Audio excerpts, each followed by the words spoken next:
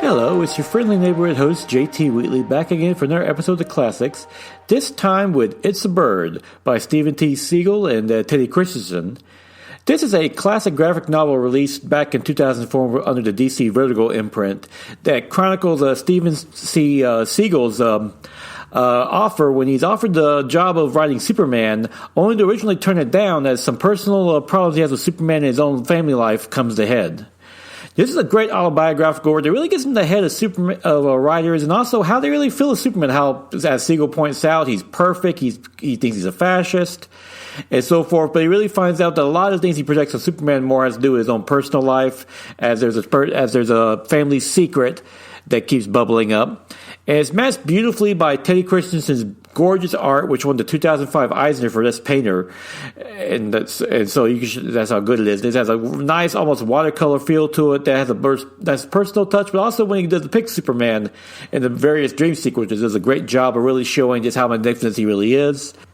Yes, so all in all, this is a bit of a different kind of comic book, considering it's autobiographical and about a comic book writer trying to debate whether he wants to write Superman or not.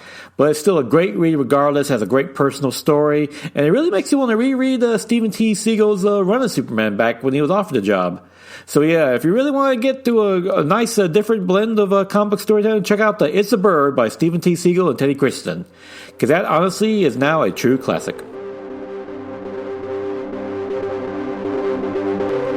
And now it is March 11th, 2021, time for the favorite comic book of the week.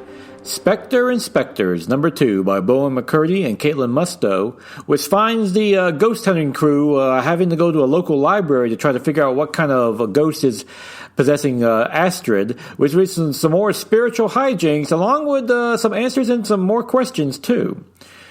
Once again, McCurdy and Musto do a great job adding to balancing both the humor and the scares in this series, with, of course, the idea of a TV ghost-busting ghost hunter crew actually dealing with a real-life ghost. Well, real life, that's kind of weird, but nevertheless, and how they mess with it. Like, one of the things that's really funny is the fact that they still are filming, even though their friend and host of the show is really possessed by a ghost at the moment. But they also throw in some drama, too, as Astrid appears to actually be in real danger now, especially a very haunting sequence at the end, which is, of course, done beautifully with the art by McCurdy, who, even though it has kind of a cartoony style to it, there's some nice scares mixed in, too, especially there's a nightmare sequence at the end that's really creepy. So all in all, Spectre and Spectres has so far been hitting it out of the park with the first 2 issues, a great original series and one of the better ones to come on the stands recently. So definitely check it out if you have a chance to go to your local comic book store.